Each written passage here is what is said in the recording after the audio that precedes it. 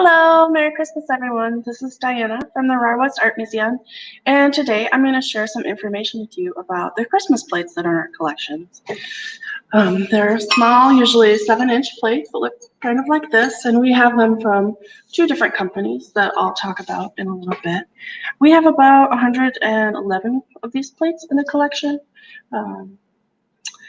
And they came from different donors, and some of them were actually purchased. So in 1976, a local resident, Lillian Marsh, gave about 80 of the Christmas plates from Bing & Grundle and from Royal Copenhagen. And then we purchased some in the late 1970s and early 1980s.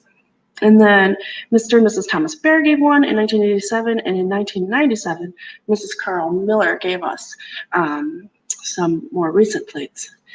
And they're pretty interesting. Harold Bing of Bing and the company, Bing & Grundle, started the tradition of making these plates in 1895.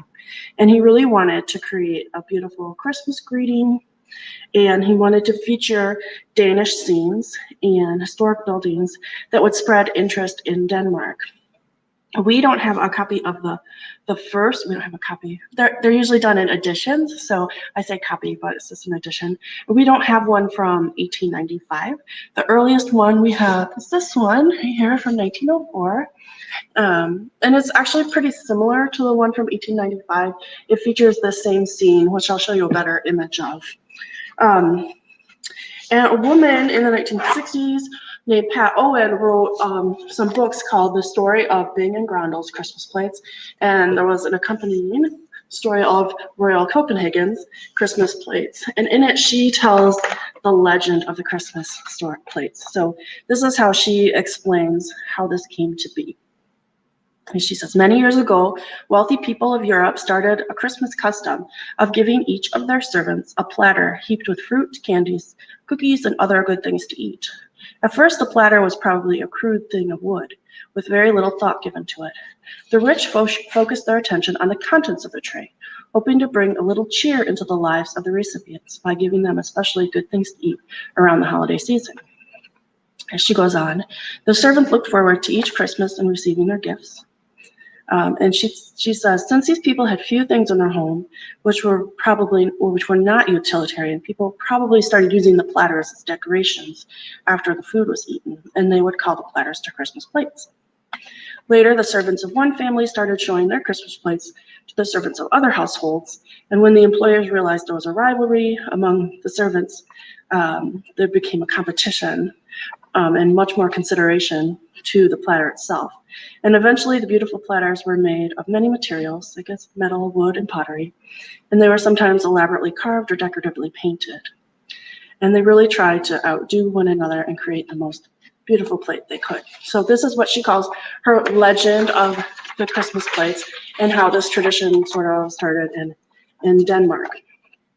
I think it's really interesting that she calls it a legend. So she's sort of recognizing that it's a traditional story that's popularly regarded as historical, but is unauthorized by historians. And I didn't read anything about whether Bing was thinking specifically about this tradition when he started doing these plates. Like I said, they're 7 inches wide about, so they're not, you're not gonna put a whole platter of food on these smaller plates, but they are quite lovely, and I think it's interesting how they came to be and the stories that each one of them shows.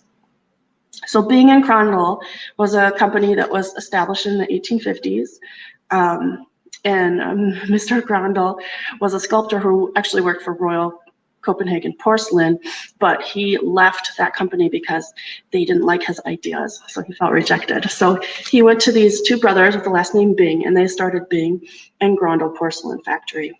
And unfortunately, Frederick Grundle died less than 2 years after the company started. But by the 1880s, the people who worked for the companies had learned the secrets of the underglaze painting so that they could get the various tones of blue.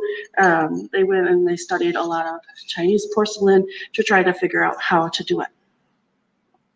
And in 1895, the company was incorporated, and Harold, being the head of the company, came up with this idea for the Christmas plates.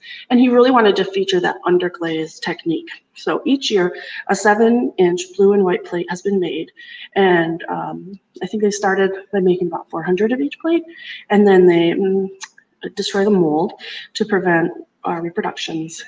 And most of the being, here, I'll show you another picture of this. Most of their plates look a lot like this. You can see they feature the blue and white underglaze. So the underglaze means that they're applying the pigment underneath the shiny hard glaze.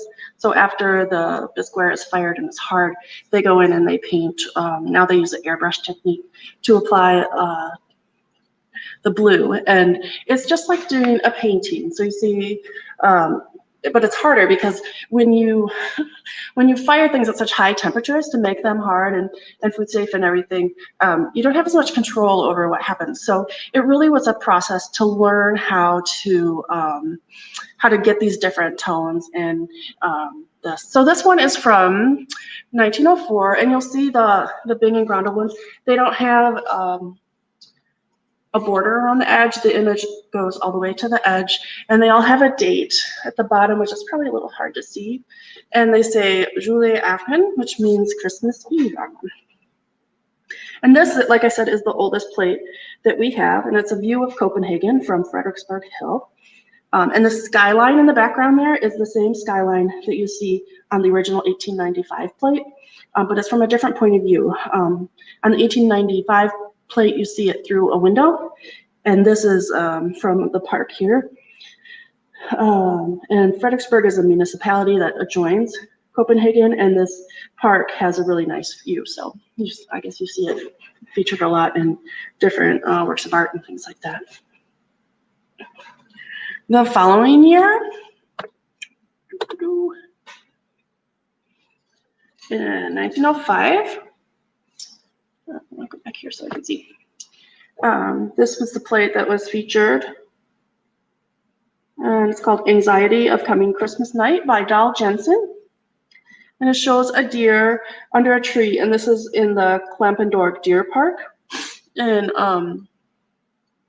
it's funny, the author of this book says that she thinks it shows the serenity and solitude of the night, but that deer looks rather frightened to me. I'm not sure he looks so serene. But still, it was this place, this deer park, is very important to the Danish people. In 1670, Christian V, the monarch, enclosed 2,000 acres a few miles from Copenhagen for hunting, and it's still a park today, and it's a very popular excursion with lots and lots of deer, which I believe they feed and take care of. In 1923, another deer was featured, and we happen to have this one as well. Looks a little calmer to me, this one. And this is the same park, and this is the Hermitage, which is the Royal Hunting Castle that's at the center of that deer park. And the castle was built later by Christian VI, I think. Sometimes I guess it gets surrounded by deer. So if you look way in the background, you can see the castle there and the deer in the foreground.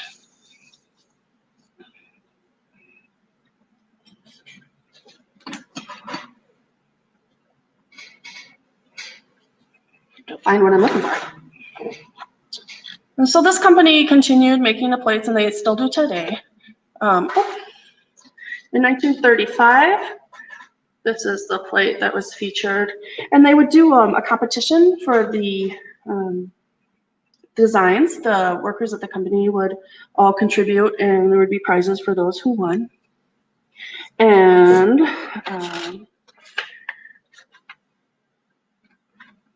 this bridge was built, I think they started building it in 29. Oh, there it is. Yep, 1929. And it wasn't opened to traffic until 1935. And it's about 3/4 of a mile long, and it stands 108 feet over the water. And there were places for cars to drive, and also for the train, which you can see here.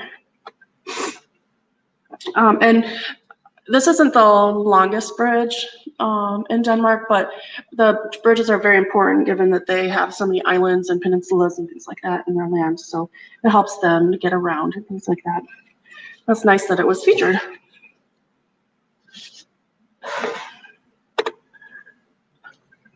What's fun for me for this presentation is I could pick the ones that I really liked. And I've been on a squirrel kick this year, I'll just be honest. I bought a little squirrel from my yard that lights up. And this one is from 1961. It's called Winter Harmony. And it's based on a Danish folk song that's actually based on a Swedish nursery rhyme. And you see the little squirrel up here on the tree. And the little song goes like this. Tiny squirrel sat so happily on her bench, blowing her nose with her paw so fine, while her 3 little young ones found shelter in the big old pine tree. And this is a red squirrel, which I guess is the most common squirrel in Denmark. And we do have red squirrels here, but their ears are a little different. You can see this one's ears stick up pretty close. And then if you look very closely, you can see the church in the background. That's an actual church. It's called Kundby Church. And it's about 7 miles west of Holbæk on the island of Zealand. So that's kind of exciting. And then this one was interesting too. Like my little cart over here so I don't have to move the camera around. It's called Winter Night. And it illustrates a monument in East Jutland, and it's meant to honor all the rich archaeological finds that they found in Denmark. There's a lot of history there, and the first agricultural in the area dates back to about 2,500 BC. So this is meant to honor that. So we have plates from 2 companies in our collection. And the other company is called Royal Copenhagen, and they've produced a Christmas plate each year since 1908. And they have a little bit of a different history. So in the 1760s, the Danish royal family became really interested in white hard paste porcelain. And the crown funded research to try to figure out the secrets of making the porcelain. And in 1775, the Danish porcelain factory was founded. It briefly went into the hands of the Danish crown, and hence the name, the Royal Copenhagen Company. And then it was sold back to private hands and went through a couple different owners over the year. In 1885, they created another underglaze technique, and they actually won a prize. And they really wanted to feature naturalistic Danish landscapes on porcelain. And they started with the blue color that you'll see on all these plates, but I guess they also include a brown and a green color. And their technology won grand prizes at the World Exhibitions in Paris. They also do the motif for the Christmas plate is selected from suggestions from, first it was underglaze painters and then all the employees at the factory. This piece that you see in the slide here is a later piece. It's from 1970, but it has a really good example of the border that these pieces have. This company always includes a border on their Christmas plates, also features the year.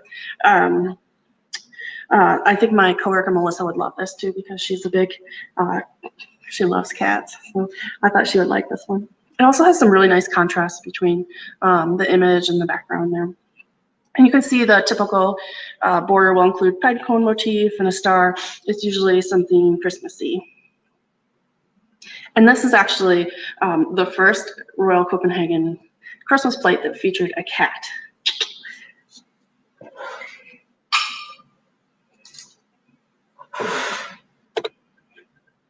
Okay, this one's from 1914. And you can see it still has the border, but it's a little bit different. This is an unusual border. It's actually the only border in the series that features birds. And this is sparrows in a tree at a church at Holy Ghost, Copenhagen. And this church was a convent church, and it was located pretty prominently between 2 squares in Copenhagen. I just really liked all the birds on there in the tree. Very, very Christmassy. There's many of the plates that have religious themes.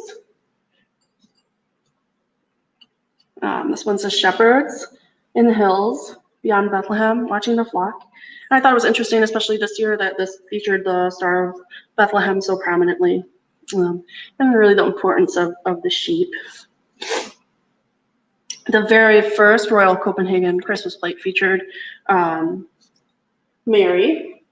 We actually don't have that first one, but we do have this example, and it shows Mary and Jesus with the head of a sheep, and Christ was born in the stable and became shepherd of men, so it seems appropriate. And this is a pretty typical Western depiction of Mary with the halo and the garment. There's also many examples of Christmas in the country, Christmas trees, harvesting Christmas trees, things like that, as well as popular Danish landmarks that you'll see in these. In 1944, they used this Christmas plate to be a protest in porcelain against the Nazi invaders. And this is where I get really interested. So the Germans, so Denmark is pretty much straight north of Germany, and the Germans occupied Denmark in 1940 and took the King Christian X, prisoner. And he was later confined to this castle, which is a Sorgan-free castle, right outside of Copenhagen. So this is a very meaningful landmark, oops, the wrong picture up, sorry, for the Danish people. And a German soldier actually tried to shoot the king through a window in 1943, but failed to hit the king. But one of the museums in Denmark actually kept the window, the broken window, as a symbol or evidence of the episode. So this plate is really seen as the Danish people's love for their monarch. And I love it. I love that it's a little bit of a protest, but it can still be just appreciated as a lovely winter scene as well. 2 years later, in 1946, they featured this Commemoration Cross in honor of Danish sailors who lost their lives during World War II. And about 5,000 Danish sailors fought for the Allied cause, and about 1,400 lost their lives. And this oak cross was set up in the main square, one of the main squares of Copenhagen, that overlooked a canal that led to the harbor.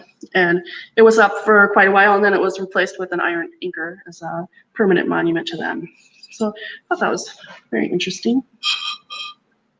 So in 1987, Royal Copenhagen actually acquired Bing & Grundle. So, but they both continue to put out an edition, a plate each year.